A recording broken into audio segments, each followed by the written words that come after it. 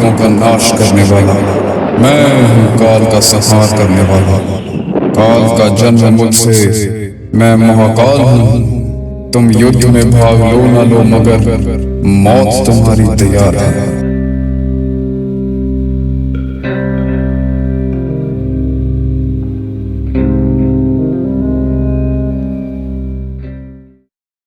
जिस हिसाब से देशों में तनाव बढ़ता जा रहा है, ये मानना मुश्किल नहीं है कि कभी भी विश्व युद्ध छिड़ सकता है।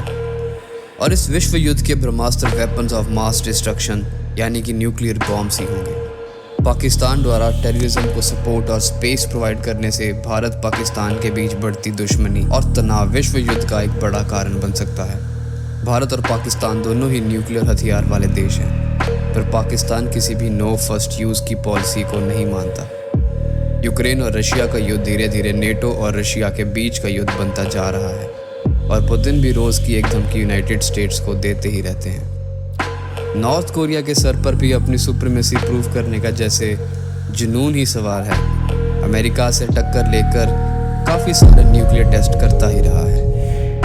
इतिहास गवाह है कि युद्ध में सब कुछ ठीक और जस्टिफाई कर दिया जाता है, यानी कि all is fair in love and war. जैसे 1945 का हिरोशिमा और नागासाकी का बॉम्ब, जो कि एक लौता न्यूक्लियर अटैक का किस्सा है। इस एक हमले में 2,30,000 लोग मारे गए थे और अनेकों का जीवन डीएनए म्यूटेशन से लाचार हो गया था। हर मतभेद यानी कि डिफरेंस ऑफ ओपिनियन ही युद्ध का कारण बनता है, और न्यूक्लियर वेपन्स ही मानवता की प्रलय साबित होंगे।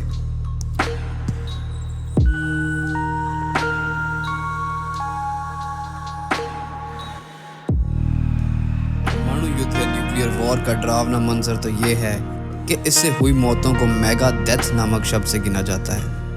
एक मेगा डेथ मतलब 10 लाख लोगों की मौत। एक बार के लिए उस चीज़ को सोचो जिसे सोचना तक मुश्किल है। एक शहर पर परमाणु बम फेंक दिया गया है, जो कि हिरोशिमा परमाणु बम से 100 गुना बड़ा है, और ये हवा में ही डेटोनेट कर दिया गया है ताकि ज़्यादा से ज़्यादा नुकसान हो।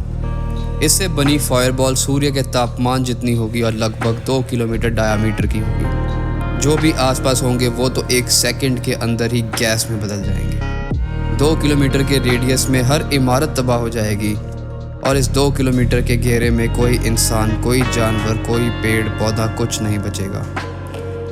1.5 लाख लोगों की इस 2 किलोमीटर के दायरे में ही मौत हो जाएगी। 11 किलोमीटर के दायरे में हर किसी को 3rd डिग्री बर्न्स होंगे, और इंसानी चमड़ी और कपड़े दोनों ही आग पकड़ लेंगे। सड़क पर घूमते लोगों पर आसमान से इमारतें गिरेंगी मानो बरसात हो रही हो। 11 किलोमीटर के घेरे तक 5 लाख लोग और मारे जाएंगे। Acute radiation sickness, 3rd degree Burns और गिरती इमारतों के नीचे दबकर। और सबसे डरावनी बात तो ये है कि ये बॉम्ब कोई सबसे बड़ा और तगड़ा बॉम्ब भी नहीं है। इससे बड़े बड़े परमाणु हथियार हज़ारों की गिनती में तैयार पड़े हैं।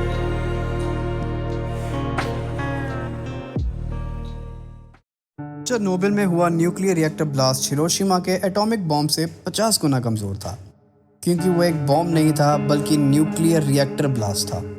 बट चेरनोबिल से निकली रेडिएशन हिरोशिमा के रेडिएशन से बहुत ज़्यादा बड़ी थी। ऐसा इसलिए क्योंकि चेरनोबिल से निकला रेडियो एक्टिव फॉलआउट एनवायरनमेंट के अंदर बहुत दूर तक फैला था। पूरे यूरोप में वेस्टवर्ड्स तक विंड पैटर्न के साथ साथ ये फॉलआउट जा पहुंचा। अब हालत तो कुछ ऐसी है कि अगले 20,000 साल तक भी चेरनोबिल हैबिटेबल नहीं है। प्रकृति से खिलवाड़ करने का नतीजा मानवता को भुगतना ही पड़ता है। वहाँ जहाँ जिंदगी फल फूल रही थी, अब बस सन्नाटा है, ज़मीन बंजर है, शहर तबाह है,